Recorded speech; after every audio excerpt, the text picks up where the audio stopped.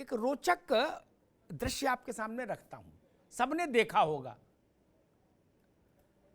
नेता लोगों ने तो जरूरी देखा होगा, वो तो सब जगह मिलने जाते हैं तो कुछ ना कुछ गिफ्ट ले जाते हैं। फल की टोकरी बनती है ना त्रिपाठी जी, उसमें लीची, अंगूर, जामुन, ये 20-20 किलो डलवा दो तो भी टोकरी नहीं बनेगी, बिखर जाएंगे सब। बीच में वो कहता है एक या तो तरबूजा फंसवाओ या अनानास फंसवाओ बड़ा, ठीक, उससे छोटा फल नहीं टिकेगा, उसके अचारों और आम टिक जाएगा, आम के पीछे अनानास, अरे अनार, अनार के पीछे केला, केला के पीछे जामुन, जामुन के पीछे अमरूद। लेकिन केला और जामुन और अमरूद अपने आप टोकरी नहीं हो सकते, ये सबने देखा है, सब सहमत हैं कि नहीं? सरल भाषा बोलो, भारत को समझ आए, वो तरबूज कौन है, अनानास कौन है, उसको सामने लाओ, बाकी नहीं, यात्रा करो चाहे मीटिंग, इससे कुछ बहुत ज्यादा होता नहीं। एक तो चेहरा चाहिए। जो लोग ये कहते नहीं चेहरे से कुछ नहीं होता, वो एक आध उदाहरण भी देते हैं, वो हास्य विनोद ज्यादा करते हैं। भारत की राजनीति चेहरा केंद्रित राजनीति है। पार्टियों को ही लोग नहीं जानते, ज्यादा व्यक्ति को जानते। पंडित जी जाने जाते, नेहरू जी, इंदिरा अम्मा, और यहां इंदिरा जी, इंदिरा गांधी, उनके विरोधी भी कांग्रेस नहीं बोलते थे, समर्थक भी नहीं बोलते थे। नरेंद्र मोदी, अटल जी, मुलायम सिंह यादव, वो संसोपा में रहे कि लोक दल में रहे कि क्रांति दल में रहे कि समाजवादी बनाई, हु केयर्स? बताइए, राव साहब को पूरा हिस्सा याद होगा पूरे, लेकिन 4-6 दल तो में तो रही है मुलायम सिंह, कौन जानता है, किसी को मतलब नहीं। नीतीश कुमार, वो कितने गठबंधन कर चुके हैं ये गूगल के अलावा कोई बता सकता है? नहीं, गूगल ही बता सकता है, बाकी कोई माइकल लाल नहीं बता सकता। लेकिन नीतीश जी का नाम आदमी जानता है, उनका फोटो पहचानता है, बात खत्म होगी, उस पर वोट पड़ता। तब जब आप ये कहते हो ना कि नहीं देखिए हम ये ऐसा करेंगे वैसा, तो उसका असर जनता में नहीं जाता। दूसरी बात, जो पूरा इस 1 घंटे की बहस का लब्बो लुबाब है, इंदिरा गांधी ही उतने अत्याचारों के बाद, जब देश ही उनके खिलाफ खड़ा था, खुद देश चुनाव लड़ रहा था, जयप्रकाश और मोरारजी और वाजपेयी और चरण सिंह तो उस देश के गुस्से के कंधे पर बैठकर वैतरणी पार कर गए। देश ही बहुत खिलाफ था, छोटी नफरत थी क्या इंदिरा गांधी के लिए? उसके अलावा तो कभी नहीं हारी फिर, क्योंकि देश ने कहा कि ये 36 लोगों को यार प्रयोग में लाने से कोई फायदा नहीं, एक आदमी मजबूत नेता है, बात खत्म। यही फील आज के दौर में है। गांव कस्बे के आदमी से बात करिए, वो कहता भैया मोदी जी ठीक है, अच्छे हैं, चल रहा है, मजबूत आदमी है। क्या भारत इसको बड़ा पसंद करता है, मजबूत आदमी।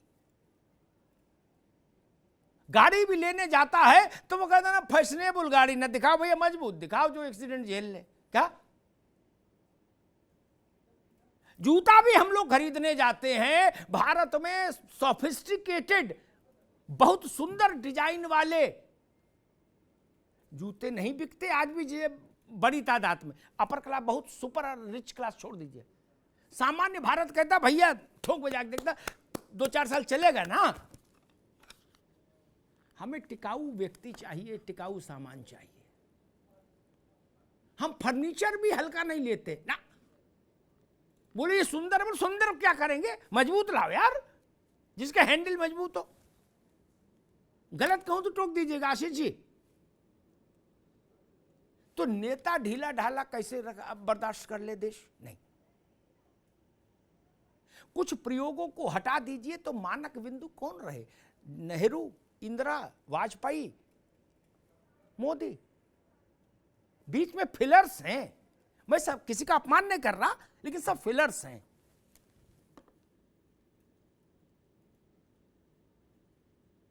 ये फिलर थे सारे लोग। चंद्रशेखर जी भी रहे, चरण सिंह जी भी रहे, बीपी सिंह रहे, उसमें देवीगौड़ा रहे, गुजराल रहे, राव साहब भी रहे, 5 साल रहे, लेकिन मैं उनको भी वैसे मानता हूं। देश की मोहर से यही लोग आए, जिसमें देश ने मोहर लगा गया, मैं चाहता हूं ये व्यक्ति देश का नेतृत्व करे। आप वैसा व्यक्ति तो लाओ सामने यार। यात्राएं तो इस देश ने, मेरे ख्याल से अगर मैं सही स्मरण कर पा रहा हूं, भगवान बुद्ध ने यात्रा से भारत का परिचय कराया, लंबी यात्रा से। पहले साधु संत अपने यहां जहां थे वहीं रहते थे, घूमा घामी ज्यादा नहीं करते थे, गिरी कंदराओं में ही तपस्या करते थे। बुद्ध ने कहा कि नहीं, परिव्राजक एक पूरा वो दिया सिद्धांत। बुद्ध के बाद आगे चलिए तो उनको उसी बिंदु को फॉलो किया शंकराचार्य ने। पूरा पश्चिम उत्तर दक्षिण चारों दिशाओं में हमारे वो स्थापित किए। उसके आगे आइए राजनीतिक उसमें आ जाइए तो गांधी जी, जैसा राव साहब बता रहे थे, उनसे बड़ा यात्री मैं किसी को मानता ही नहीं। और गांधी के बाद गांधी के आध्यात्मिक उत्तराधिकारी विनोबा जी, जिनकी शांत यात्रा ने इस देश के बड़े रक्तपात टाले। लाखों एकड़ जमीन गरीबों को मिली भूदान से, नहीं तो यही इस देश में बड़ी रक्त क्रांति होती। और उसके बाद बड़े राजनीतिक यात्री जो लोग चुनावी राजनीति में हैं, उनमें लालकृष्ण आडवाणी है। एक सीमा तक चंद्रशेखर जी ने एक प्रयोग किया था, बाकी मुझे नहीं लगता। और यात्रा से भी लाभ तब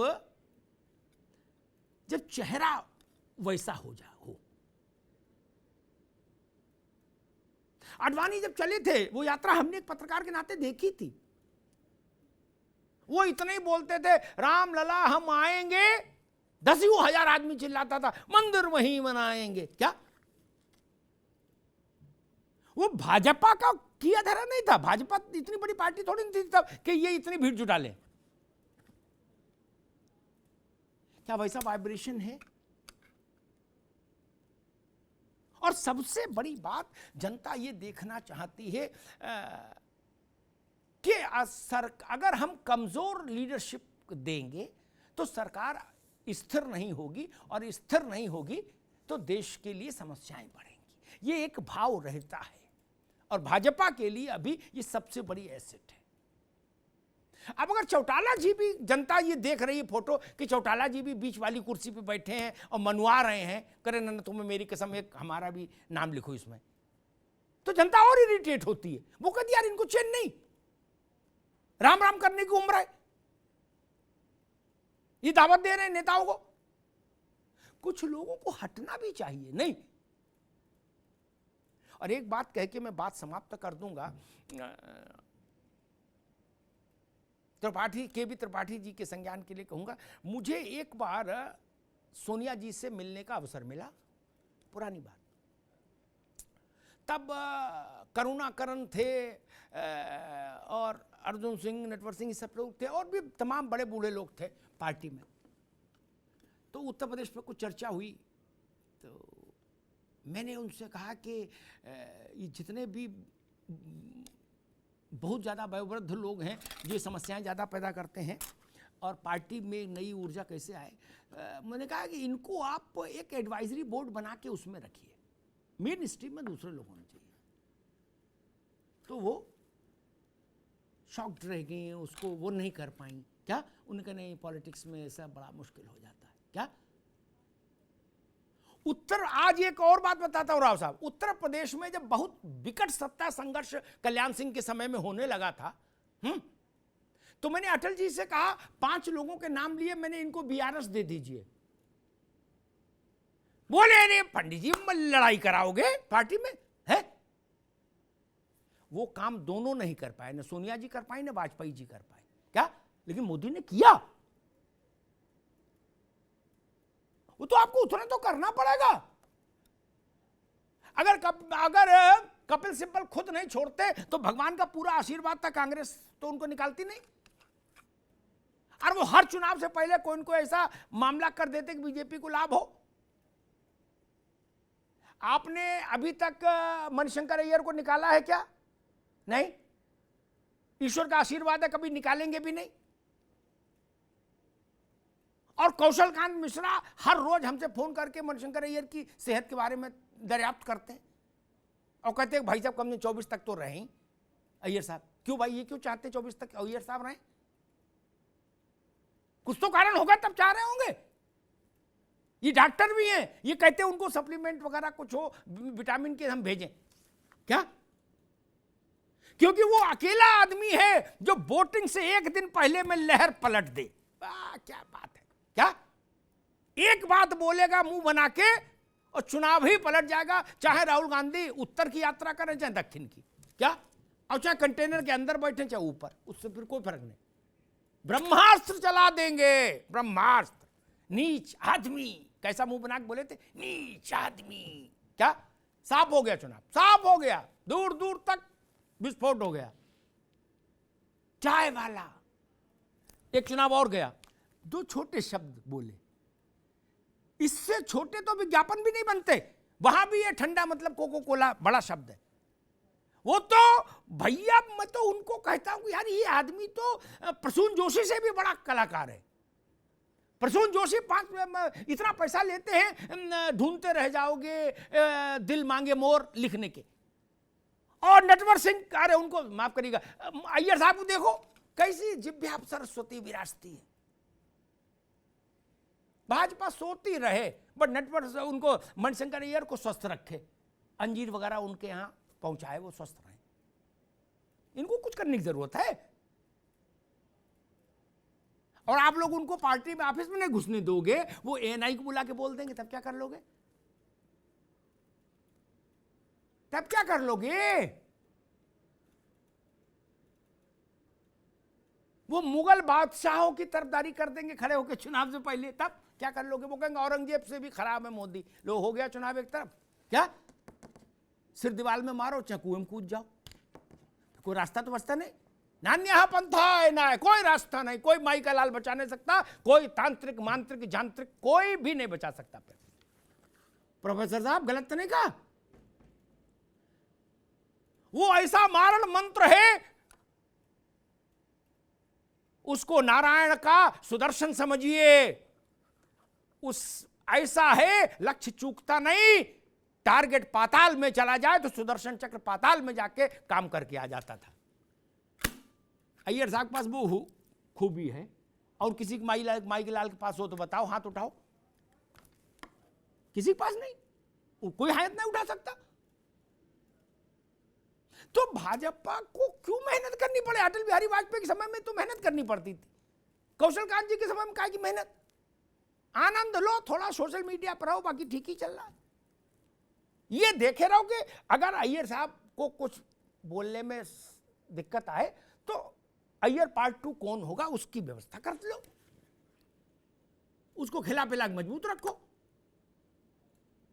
और गरारे कराते रहो उसको गर्म पानी से, ताकि आवाज खुल के निकले। चुनाव के समय आवाज दबे नहीं। और प्रचार तो ये खुद ही करा दे कि भाजपा वाले जब वो बोलेंगे, अय्यर साहब ने जो बोला था उसका प्रचार अय्यर के बस का थोड़ी था ना, कांग्रेस की हैसियत उतनी थी। अब भाजपा ने अपनी पूरी शक्ति झोंक दी मीडिया में, कहा नहीं इसको फ्लेयर अप करो। क्या एक पूरा दिन 2 दिन इस पे लगा दो, अय्यर अय्यर अय्यर। क्या आम आदमी का डंडा लाओ रे मेरा है, ये क्या बोल रहा? ले हो गया कांड। और हमारे ये के बी त्रिपाठी जी कह रहे कि हम लोग महंगाई पे चुनाव लड़ेंगे। दादा अय्यर साहब को देखो, बाकी सब ठीक है।